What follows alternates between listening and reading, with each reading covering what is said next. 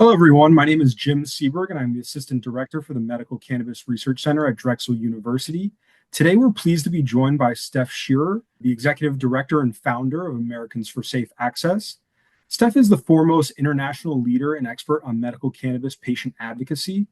As the president and founder of Americans for Safe Access, which is the largest member-based organization of patients, medical professionals, and scientists, she's helped really craft and shape legalization all around the world, and especially in the United States, through creating standards in the areas of distribution, cultivation, and analytics, manufacturing, packaging, and labeling.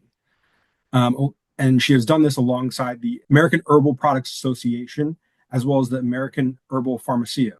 I'll pass it over to Steph to begin her presentation, and please feel free, Steph, to add anything that I missed.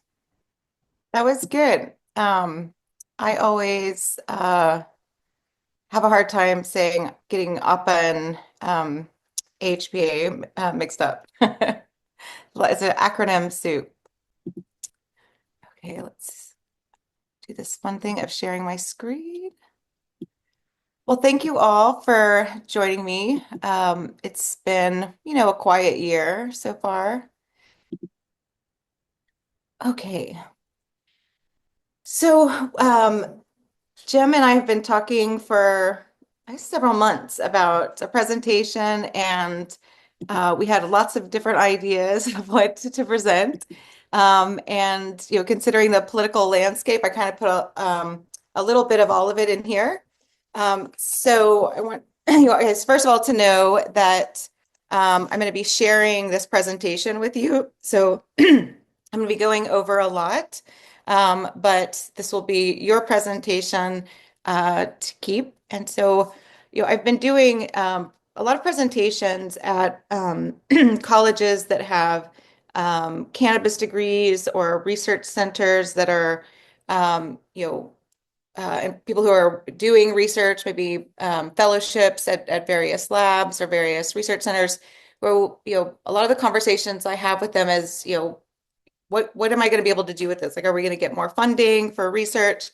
And so part of this presentation is to give folks an idea of sort of where we are historically on the sort of push for medical cannabis, but also to give you guys an idea that we're not finished, that actually there's still a lot of work to do. And even though we've put a lot of these balls in motion, there's still a huge role for advocacy, in this process. So let's get started. So at Americans for Safe Access, I founded the organization with other patients and providers in 2002. And our mission is to provide safe access to medical cannabis for therapeutic use and research. But we have been working on a national framework that would include access to standardized products, consistent supplies. We have been working basically to integrate cannabis into our healthcare system in a way that would allow patients to have cannabis as a frontline treatment, not sort of a last resort.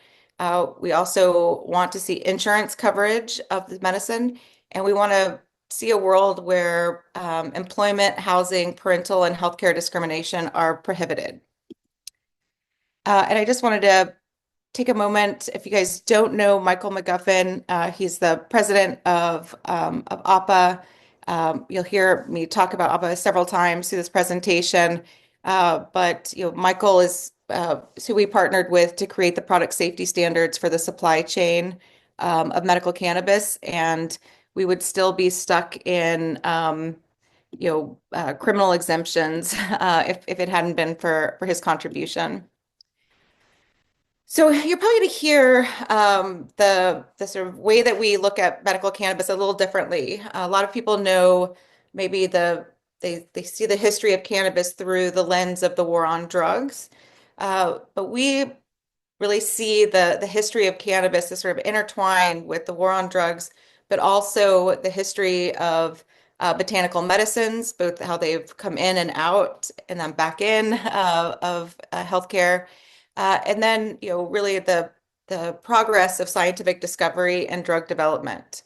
And I think if you look at the history of cannabis through all of these histories, you'll see that a lot of things around about cannabis and medical cannabis are maybe right on time. But it also helps explain sort of how we're going to move to the next stage. So a lot of people that I meet in research centers and in graduate programs are really hoping for a future where they're helping fill the gaps in in one of these areas. So right now, when we see the compassionate use programs we have at the state level, one of the challenges is that we have research is sort of siloed over here. Then we have medical professional education, so doctors are learning about, all these different cannabinoids and what they do. And then patients, are having this experience out in the markets where, they're not necessarily finding the things their medical professionals are talking about. And then product development is kind of happening in its own silo. So by integrating medical cannabis into our healthcare systems, we'll be closing these gaps. And it's my hope that we have the funding and the resources to close these gaps. So the work that we have done at Americans for Safe Access has been focused on medical, but because of the values and beliefs of the organization, we have been very mindful of never creating new crimes as we move medical cannabis forward. And so, back when we first started, when we were creating these state programs, we were often in coalition with half of the room was law enforcement. So you can imagine how much pressure we had to try to create crimes around, patients using cannabis that didn't have an ID card or caregivers that were supplying cannabis that they didn't have a written agreement. So while, the sort of futures, I think, of adult use and medical are going to be very different, it's important to see that we, have really kind of held the door open for other uses of cannabis. And so when we look at these two markets, there's a lot of similar jobs, I think, within the two markets, especially when you look at the supply chain. The government jobs, the auditing, laboratories, cultivation, manufacturing, worker safety, product safety education, marketing, accounting, CEOs of companies, right? Both are going to have those similarities. But I think where we're going to see a big difference is really going to be in research and development, where you have, R&D right now in the adult use space seems to be, how do you get people as intoxicated as possible, as quickly as possible, as cheaply as possible, and maybe throwing in some different flavors. And for the future of sort of cannabis research for developing these products, there's this whole world that's open as we move forward. And so right now, you know, it's pretty exciting. On one hand, we have every state, but Idaho has passed some type of cannabis law. Nebraska just added to this list in November. We have, consistent surveys of clinicians. Two-thirds of clinicians say that cannabis has some type of medical value, even if just over a quarter are actually recommending it. But this is a huge jump from when I started the organization, where I couldn't get a doctor or a researcher to even put their name on a educational brochure. We have, sort of a sentiment amongst healthcare providers that, they need more tools to deal with the chronic diseases that they're seeing today, including chronic pain, that they're looking for, more options than maybe what they've seen in traditional uh, drug development. And then we also are, facing a global crisis of, the chronic diseases, mental health issues that we are not seeing pharmaceuticals in the pipeline necessarily that are going to take care of these issues. And, not only do these have impacts of just the actual medical care, but they also impact, our societies through people not being able to go to work, childcare, people not making it to school. So there's, a lot of sort of ripple effect of these diseases. And I think, there's sort of a consensus that this is now reaching a crisis. And so there's a global trend towards, you know, pushing past the sort of single target, single drug development, which is leading people back to botanicals. The magic bullet strategy was developed in 1906 around a treatment for syphilis. And, it's at the time it was sort of what tools we had to really be able to examine taking a substance and putting it in a human. But it also, created a lot of amazing drugs. But as we look at these complex diseases that are obviously, coming from multiple targets, and we look at how we're going to develop, medications for these diseases, it's most people have looked to nature to find these drugs in the first place. And so, there's sort of this, again, this global movement looking back at botanical drugs. And even if we don't understand exactly how they do what they do, the crisis is creating sort of a resurgence in looking. And most multi-targeted, multi-compound drugs either came from serendipity. So, Viagra is a good example. They were developing a drug for one thing and it did something else, or from, looking at traditional medicines or ethnobotany. And so cannabis fits those last two.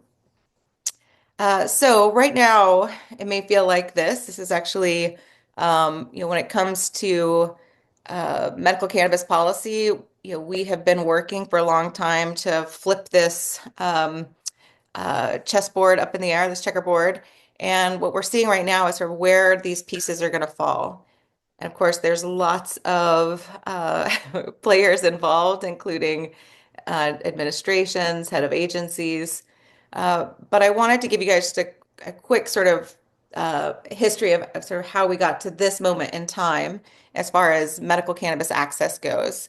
And so there was work that had been done before, of course, before we started Americans for Safe Access. But when I became a patient and started working in this space, there were 8 states that had criminal exemption laws, which meant if you had a letter from your doctor and you were arrested, you could show that letter to a judge and get the charges dropped.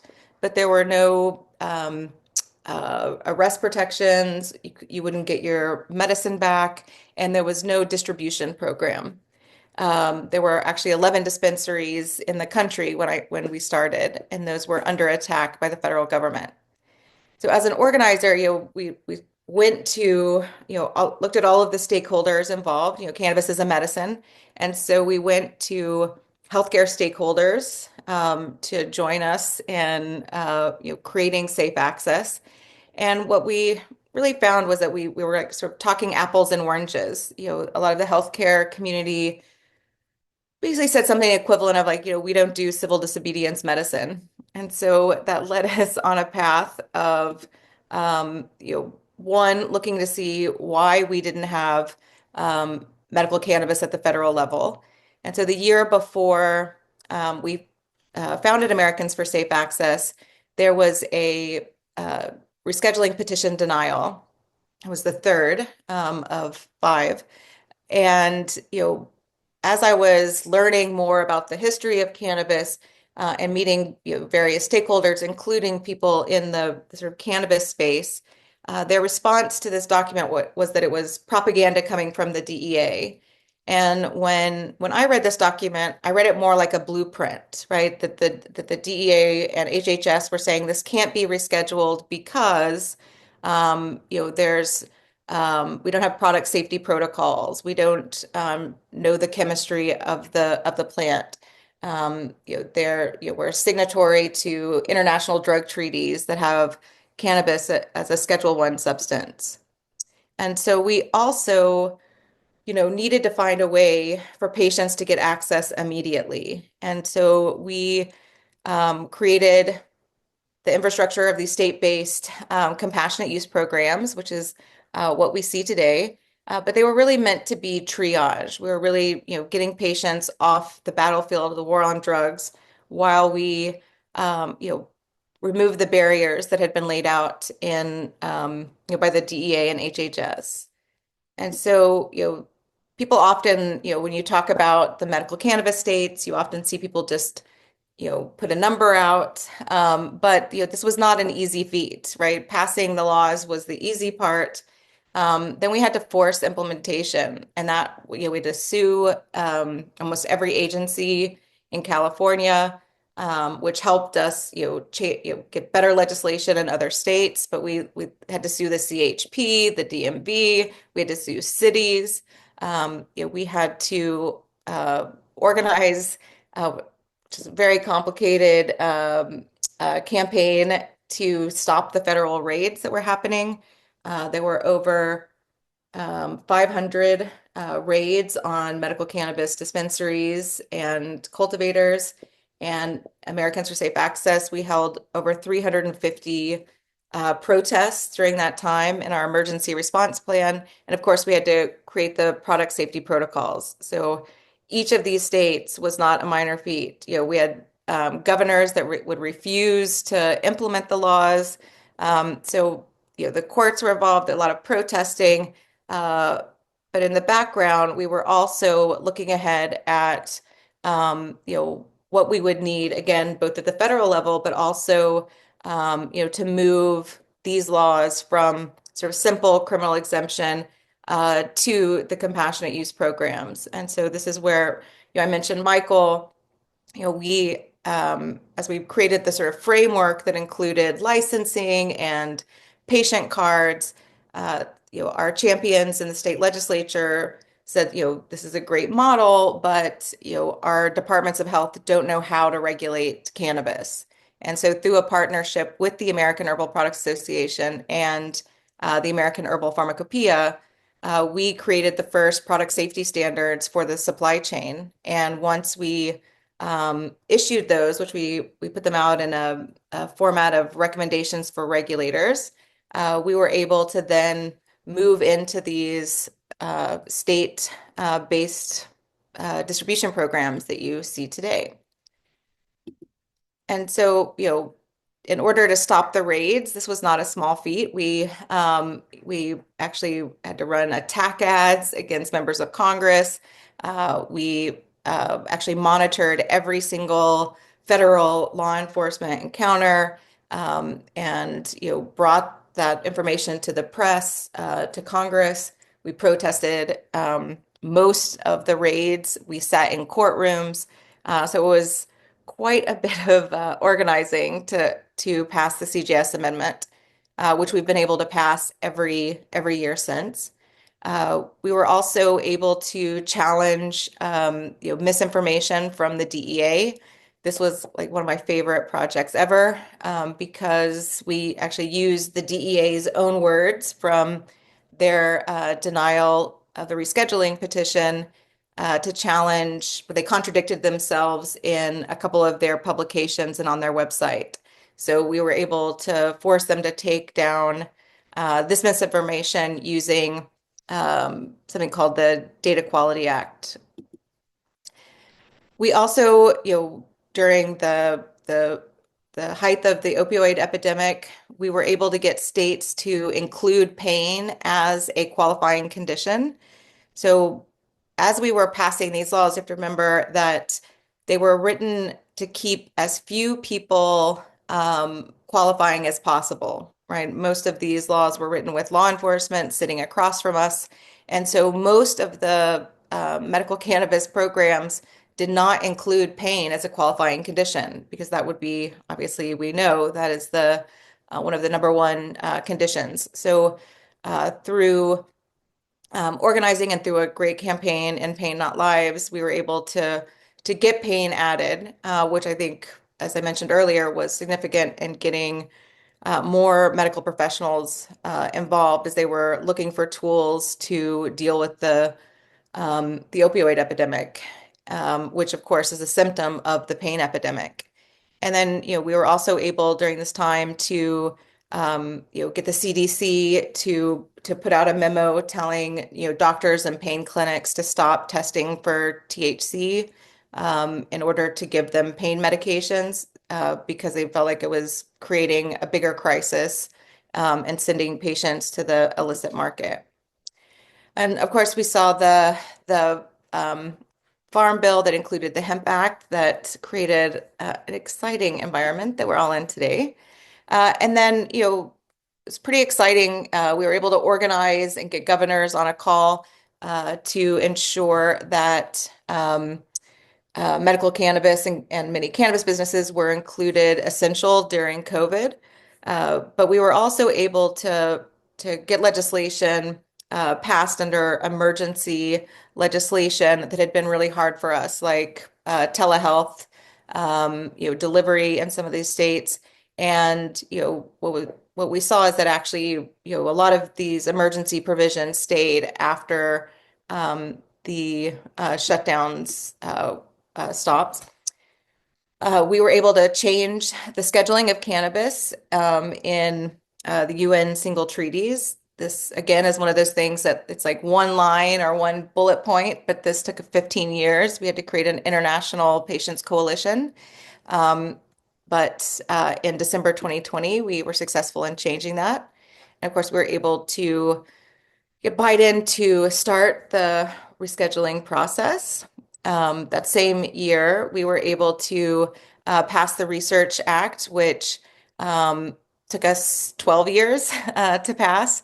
And not only did it, solidify, remove more barriers to cannabis research, it also created legal protections for doctors that were explicit. Before that, the protections for doctors to talk to their patients about cannabis was actually protected under the First Amendment right. So they had that protection to talk to their patient, but it was unclear if it was actually legal for them to write recommendations. So then, of course, from the hemp scenario, we had FDA, say that they weren't able to regulate CBD, which created actually an opening that we had been working towards. And then, based on a lot of the work that we had done, we were able to see, HHS and FDA come out with the finding that cannabis has accepted medical use in the United States. And then in 2023, the International Narcotics Control Board, which enforces the drug treaties, put out instructions basically for member states that included, explicit permission, I guess, to have medical cannabis programs, that people would not be in violation of the UN single treaty.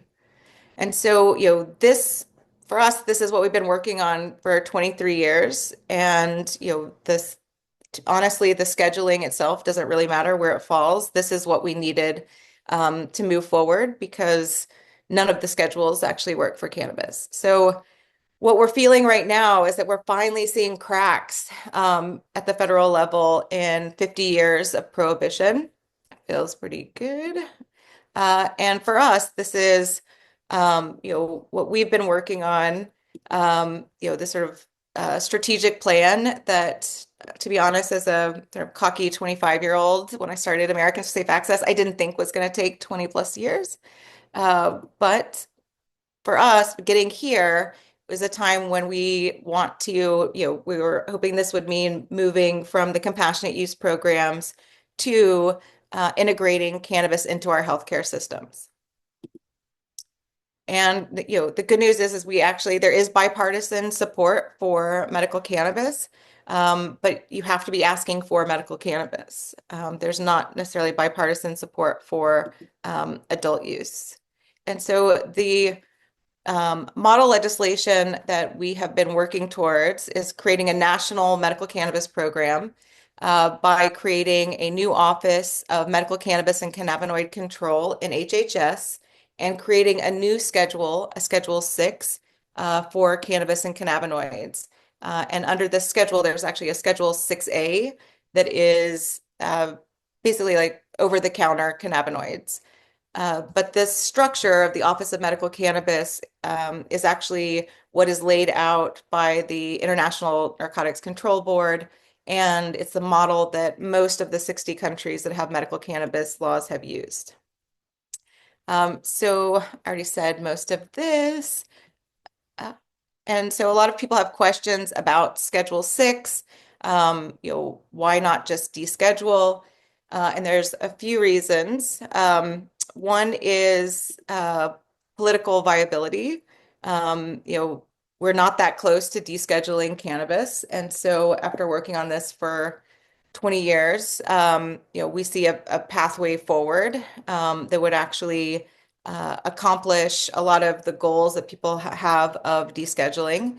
But there's also some other issues. If cannabis was descheduled tomorrow and there wasn't a recognition of its accepted medical use, then patients would never have protection under the American Disabilities Act.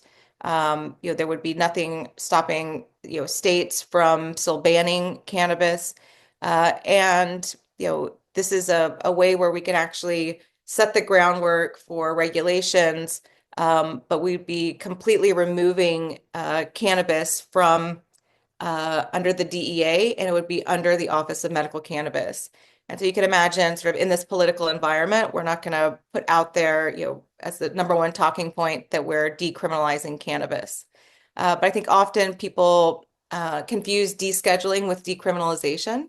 So we've been able to decriminalize cannabis in lots of states without, removing it from the state schedule. So this is a pathway forward that actually accomplishes a lot of what people are hoping to accomplish from descheduling.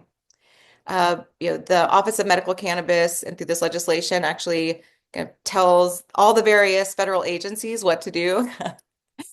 Gives them direction, and instead of each agency trying to figure out what to do, those instructions come from this legislation, and the Office of Medical Cannabis actually coordinates between all of the agencies. So a lot of things that you can imagine here. Sorry. The legislation also builds off of both the state medical cannabis programs and the hemp program. So states that or companies that currently have a permit or license for medical cannabis or for medical cannabis and adult use, they would be able to opt in to the Schedule 6 provisional permit program. They would have to choose between medical and adult use. So if they wanted to continue to work within adult use, they would stay within the state market. And this legislation actually does nothing to the adult use programs. But as I mentioned before, we obviously medical usually goes first, and we've always held the door open. But this wouldn't impact the state programs in any way. The same thing for the USDA would let people with hemp licenses know that they would have, if they were intending their products to be cannabinoid products for human consumption and animal consumption, they would have to get a Schedule 6 permit. And what this would do is create a national market. So anyone with a Schedule 6 license would be able to sell to each other. We start seeing, basically patients would be protected under the American Disabilities Act. And there's no need for all, various provisions, like cannabis would be legal. So you would be able to bank, you would be able to do, all these other things that that other businesses can do. Sorry, I have a jump in my slides. After that sort of first stage, the Office of Medical Cannabis would actually sort of gauge and see if there's enough licenses to supply the current patients and research demands. And if there is not, then they would actually issue more licenses from the federal level. So there would be coordination with the states. But this wouldn't be sort of a free-for-all, everybody get a license. It would be done the way that a lot of our agriculture is done in this country, where it is, that there's actually plans for how much of an agricultural commodity is needed for the country. And CBD products, what would be considered, or anything else that was considered Schedule 6A, would still be able to be sold in regular retail. But all other cannabinoid products would be sold through either dispensaries, which would become specialty pharmacies. Regular pharmacies could apply for Schedule 6 licenses. Hospitals, laboratories, basically anyone in the healthcare infrastructure would be able to participate in that market.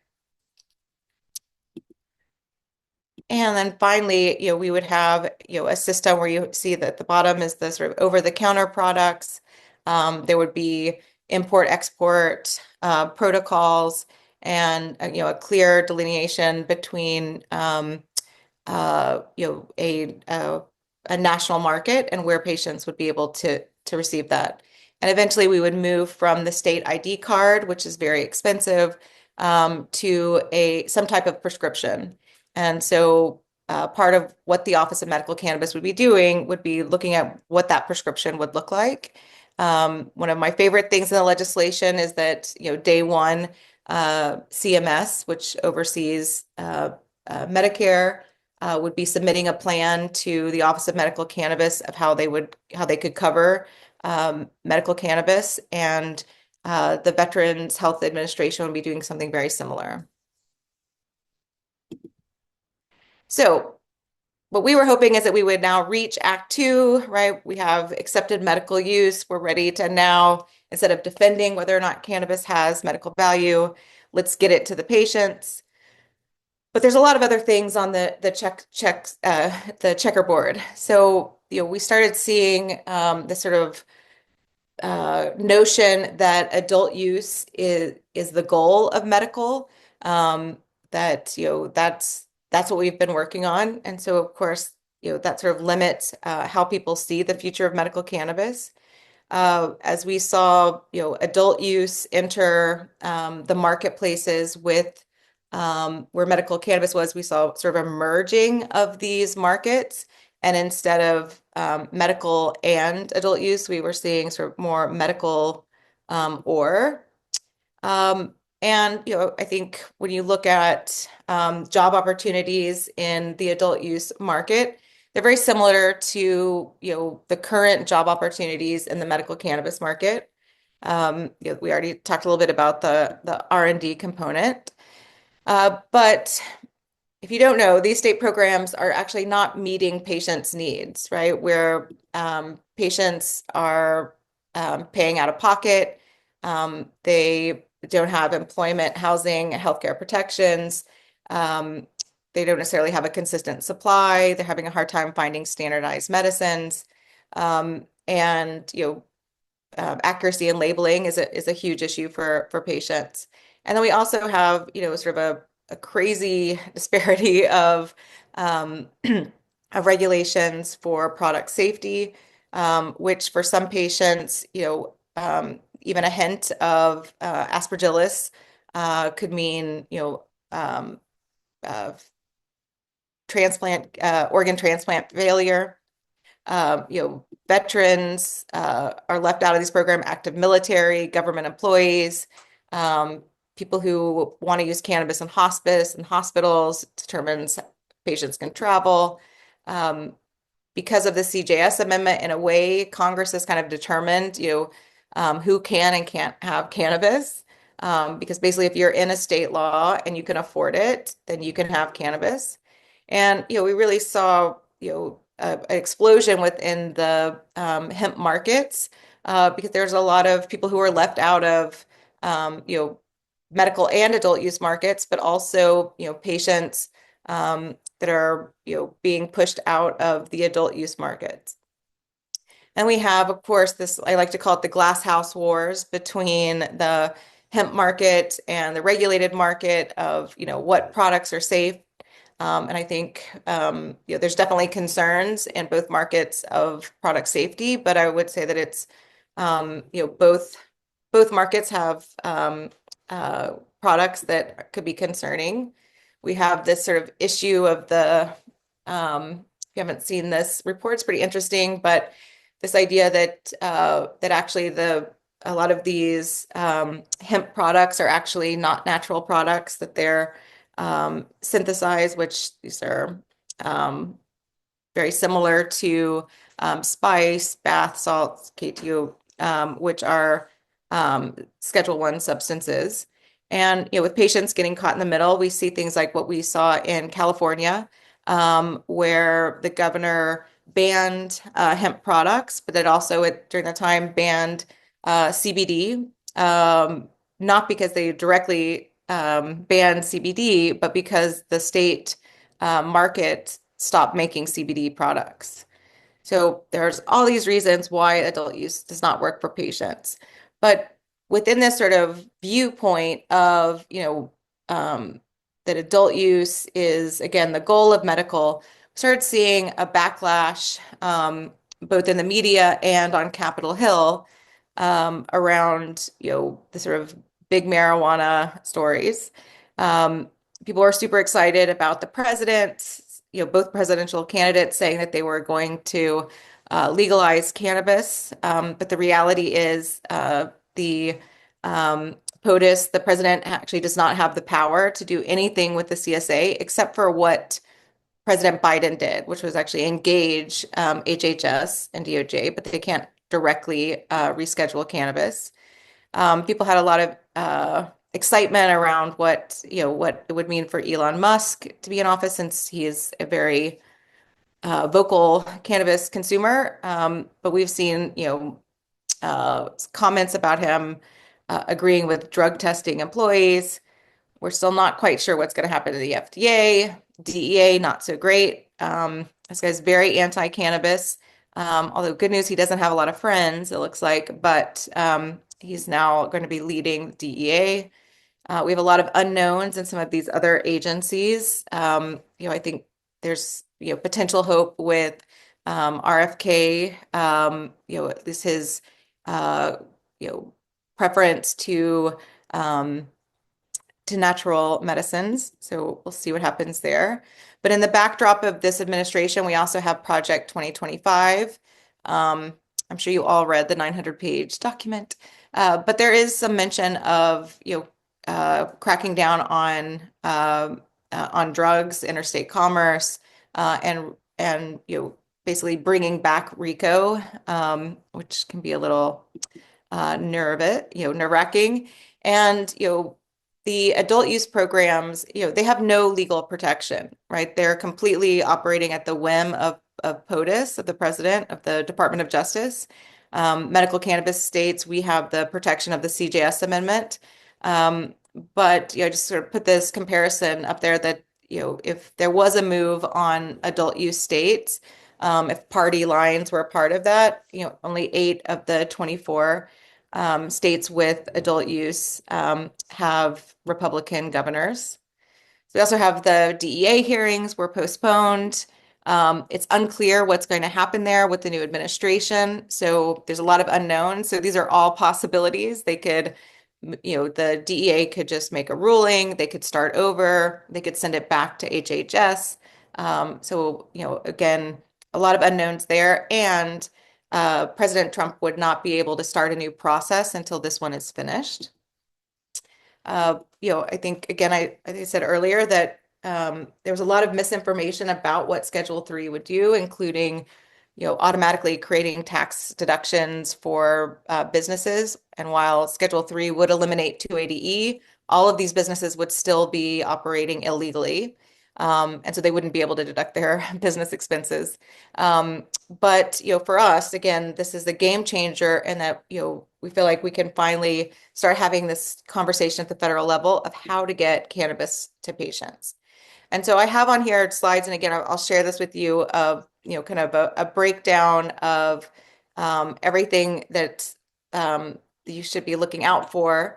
One of the major ones is in last year's appropriations bill for CJS. There was actually an amendment passed that would block the rescheduling process from moving forward. And then there was another amendment to our amendment, which is the first time since 2014, that would allow the Department of Justice to enforce cannabis laws in medical cannabis states if they were in these special use zones.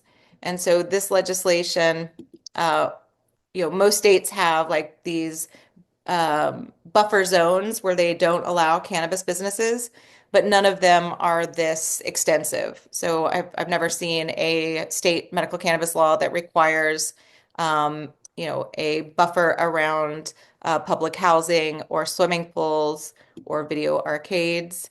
And again, if people don't remember, like there was a period of time where lots of people went to prison. There were hundreds of raids.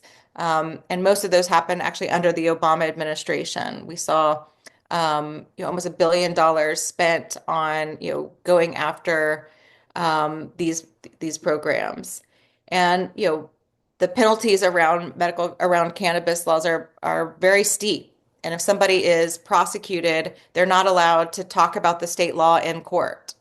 So, the jury will just see the fact that they were selling cannabis, and then they would be subject to these mandatory minimums of 10, 20 years.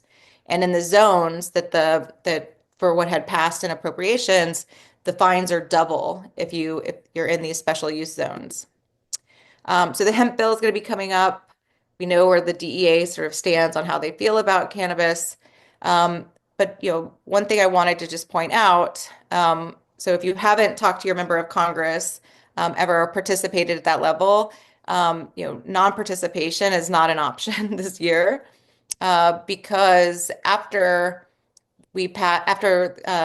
the Republicans passed those amendments in the House, the next day there was a letter sent to the Attorney General admonishing him for um, proposing Schedule 3. And if you look at, these are the 25 Republicans that signed the letter. It was only Republicans, by the way. They are all now in charge of every committee that's important to us. Agriculture, CJS, so Hal Rogers on there, Jerry Moran, not Moron, um, Adderholt, Capito, all like these are the signatories. They're now literally all in charge. And Thune was also a signatory who's now head of the leadership. So we also need to keep an eye out for legislation that is trying to put cannabis into the FDA. We're seeing this in both hemp and some of the adult use legislation.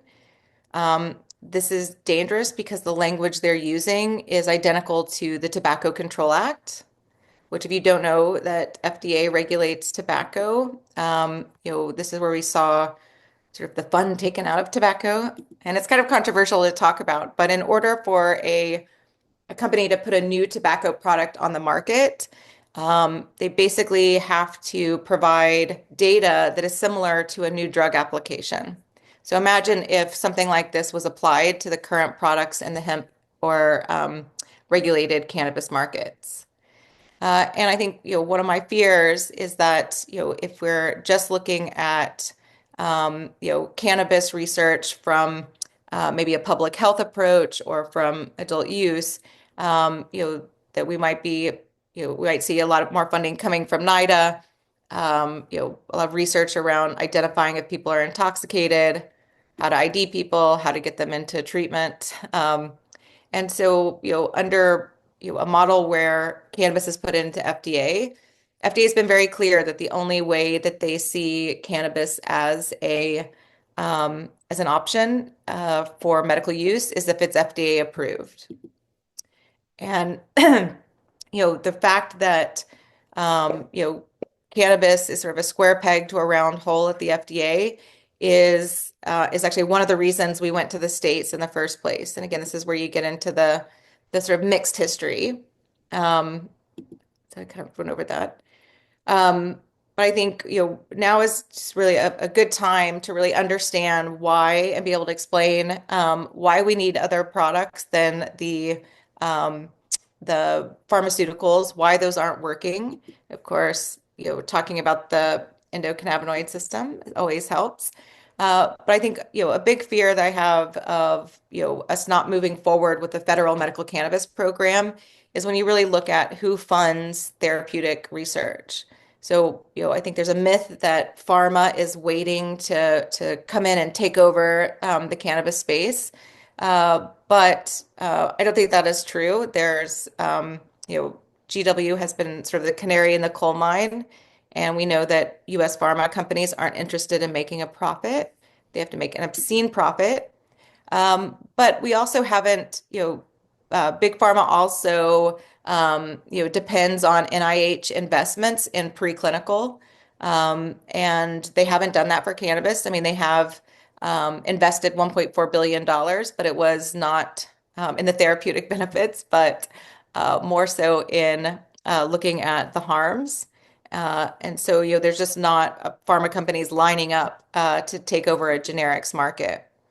And so, where this is going to be important as we're looking at the sort of public health response, and we're seeing, this data coming out of the addiction industrial complex about cannabis use disorder, and we're seeing that echoed this idea that it's that we should be comparing daily cannabis use to alcohol, which doesn't make sense, without the sort of framework of cannabis as a medicine or the therapeutic use. I think it's going to be very hard to explain why people are using cannabis every day.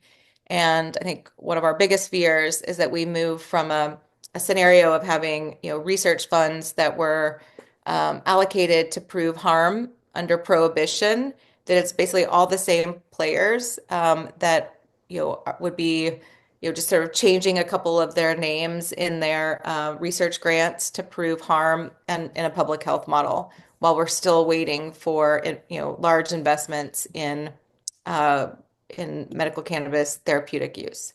And that's really the only way that we're going to, be able to combat, this idea of, the fact that every patient has cannabis use disorder, by really being able to show data like this, that, we're seeing daily use of cannabis because people are substituting their medications, whether it's muscle relaxants, opioids, sleep aids.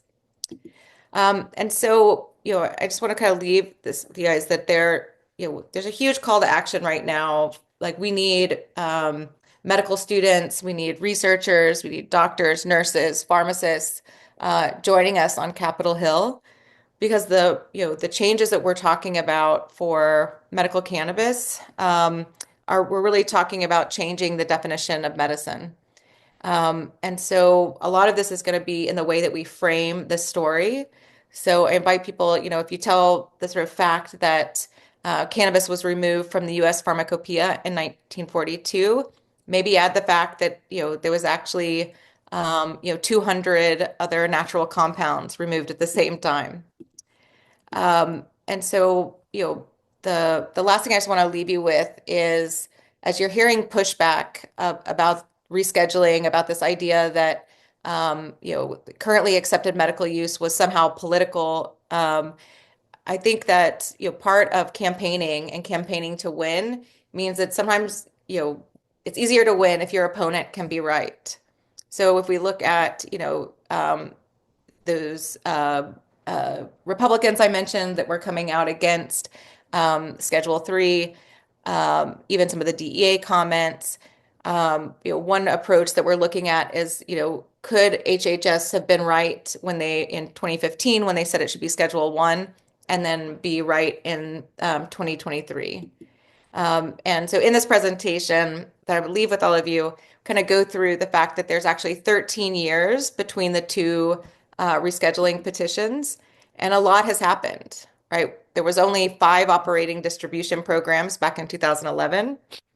We hadn't issued product safety protocols.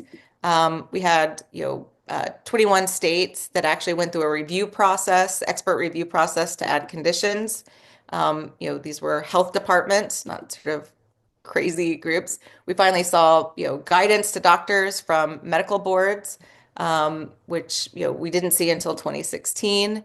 I mentioned earlier, CDC stepping up and telling people not to test for cannabis. National Academy's report came out in 2017. It says there is conclusive, it's a good word, conclusive evidence. Um, we saw again the impact of the opioid epidemic and how cannabis impacted those in the states. We started seeing all of these universities add cannabis specialty degrees. Uh, Again, we changed the scheduling at the UN through WHO changes. We started seeing health departments put out dosage guidelines for doctors. Um, we had, back in 2011, there was one significant research center, and now, including yourselves, there are lots of research facilities looking at the therapeutic benefit. We had our biggest opponents help us pass bipartisan bill for research. Over 60 countries have medical cannabis laws. Back in 2011, there were two. I already mentioned this to you guys. American nurses recognize cannabis nursing as a specialty. And so here we are. So a lot has happened during this time. And so also in this are different ways you can get involved with ASA, different campaigns that are happening. Um, and yeah, just information about our blog, ways to plug in, resources we have to help you with your advocacy, um, various campaigns. And then also, I just wanted to mention we have internships. If folks are interested in fellowships, we also collaborate with students on capstone projects, and there's also tons of volunteer opportunities. And then finally, I wanted to give all of you a free ASA membership. Thank you for inviting me and listening, and would love for you to stay involved. And so again, I'll be sending this out to everyone. So can leave this up for a minute, or do you want me to go off screen? No, that's Chat. fine, Steph. We can leave this up for a little bit. Okay. Thank you so much for your presentation. I even learned so much more from actually watching the full presentation than from our previous conversations, and took some notes on my end. The one kind of comment that really resonated with me was when you had kind of said that state level legalization was kind of the triage stage for the war on drugs for medical cannabis patients. I had never really thought about it like that, and really kind of hit home to kind of put into perspective where we are currently, and kind of how far we still have left to go in terms of researching the plant as well as cannabis advocates, to kind of understand what the next steps are as well. I did want to mention to anyone who may have questions, feel free to put them into the chat, so that we can ask them real quick. But I did want to ask Steph, specifically related to the Medical Cannabis and Cannabinoids Act. When it comes to research, I know the current barriers right now are the investigational new drug application, for researchers, certainly DEA's involvement, the FDA's involvement. I know that your proposal, as you mentioned, switches the oversight over to HHS. Would there be any kind of process outside of, or kind of in addition to getting that license from HHS for research institutions like Drexel to become plant touching and study commercially available products within medical markets or in even adult use markets? Absolutely. I mean, the easy answer is all you'd have to get is a Schedule 6 license to be able to legally have cannabis in research centers. The exciting thing about the legislation is actually creates a Department of Health and Science that creates a research priority map, and actually works with existing research centers. So one of the reasons I keep mentioning the various research centers like Drexel, is that there will be, a period of time where research centers can actually opt in and be a part of basically the federal research apparatus that would be maintaining the helping with the research priority map, but also participating and getting funding through that. So, the reference labs, the IRBs, would all, instead of creating like a another FDA in Maryland. It would actually be spread around to the experts that are doing this around the country. And so instead of, you know, uh, sort of competing for various, sort of what was the NIH grant just recently, like 50,000 per head, that there would actually be a consensus of the research that needed to be done, and be working with NIH and these other agencies to distribute those funds, but would go through the Office of Medical Cannabis. And the Office of Medical Cannabis is also authorized to create public-private partnerships. Great. Yeah, that makes a lot of sense. And specifically when it comes to research, and we've been a part of two IND submissions recently and know how much of a pain it can be to go through. So this process does seem a little bit or much more straightforward. Um, Yeah, I we do think have a that question. one of the challenges that we look at is that cannabis is, it is a very special plant. It is very different than, other products that herbal medicines that we call dietary supplements. Um, and, it deserves, special attention. I think, unlike other agencies, the Office of Medical Cannabis over time would actually get smaller because a lot of the work that it's doing is actually, filling in gaps so that other agencies can work on cannabis. And so there is a time, I think, at some point where FDA, would be involved, and but that would be dictated from the Office of Medical Cannabis.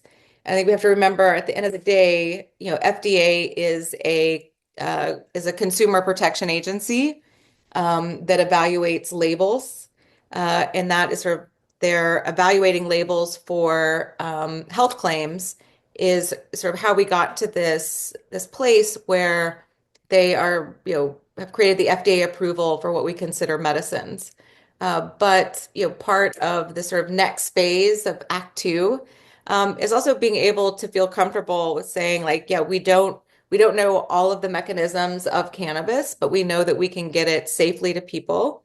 Just like aspirin, we don't actually know why aspirin both reduces fever and relieves pain, but we know it's safe. And so we're pretty comfortable with people having access to it. And the other issue is that we actually don't really understand a lot of these diseases. We don't fully understand most of the epilepsies, ALS. We don't necessarily understand the disease itself. And so that's going to make drug development a challenge. And here we have this amazing plant that it just turns out is going to help us through this health crisis. We do have a question here in the chat. Is this plan that you propose an alternative to descheduling? And alternatively, do you think descheduling is unsafe? Or is it a strategy towards full legalization, um, such as being like a stepping stone towards legalization? And Yeah, no, make yeah. sure that I paraphrase you correctly there. Yeah, yeah. So medical cannabis is never a stepping stone to legalization. That may be the result, but that's not why patients are working on this issue. Like I said, we have held the door open for that, but that is definitely not the intent. And, medical and adult use markets are very different, right? The products that patients need are very different from what we're seeing in the adult use markets. And what we've seen as these markets get combined is that patients get left out. And so I think again, sort of what I pointed out at the beginning, that where we see similarities in regulations and in the workforce is going to be on product safety protocols for the cultivation and manufacturing of cannabis. But what's actually in those cannabis products and how they get to the end user is going to be very different. And so this is not developed as a stepping stone for adult use. this is, again, something we've been working on for 23 years. So some of the other legislative proposals you see are, um, they're not necessarily competing with this. They're just, looking at a different market. Um, I think there was a few questions within that. I think that the idea that we would move from the most restrictive scheduling while cannabis is still scheduled at the UN level to complete descheduling is probably not very likely. I know it may feel like there's like a rescheduling or sorry, descheduling or legalization of cannabis is about to happen. We're pretty far from that happening at a federal level. There you can be for both Schedule 6 and for descheduling, right? That, Schedule 6 is not going to get in the way with descheduling. And I guess the last thing I would say is, prohibition is a framework of black and white. And I think we have to be mindful that we don't take on that same approach when we look at solutions to get out of prohibition. The policy is rarely black or white. That there's a lot of ways to accomplish what it is you want. So if your concern of cannabis prohibition is that it's, or of scheduling specifically, is the DEA, again, cannabis will be removed from the DEA oversight. If your concern is decriminalization. Part of why we created a new schedule was to ensure that there are no criminal penalties associated with Schedule 6. And again, strategically, it doesn't make sense for us to sort of lead with that argument, but that is in fact what is happening. But I really, want to challenge people this idea that that medical cannabis, the work that patients have been doing during this time, is in any way a stepping stone, and it can be kind of hurtful there, to say that to patient advocates, just FYI. Great. So I think we are a little over time here. Did want to leave time for any other questions in the chat if you have them, but wanted to just give a thank you to you, Steph, for doing all of this great advocacy work, um, having a lot of great conversations and presenting a lot of great information to help us learn a little bit more about both the history and kind of putting into context what the next steps are for the future. For everyone else, we will be posting this to our website along with the presentation so that you can have access to it. And please feel free to reach out. We will be having Kat Packer from the Drug Policy Alliance speak next month. So be on the lookout for that in your emails as well. And once again, thank you again, Steph, for a great presentation. Thank you, Jim. I appreciate it. And thanks everyone for coming. And if you have any more questions, please contact me. And the final thought I just want to leave you guys with is cannabis history is very much alive. It is not a spectator sport. And so if you want to be a part of ensuring that there will be policies in place and funding for the research or the role that you want to have in the future of medical cannabis, you're going to have to get in and start playing. So thank you, Jim.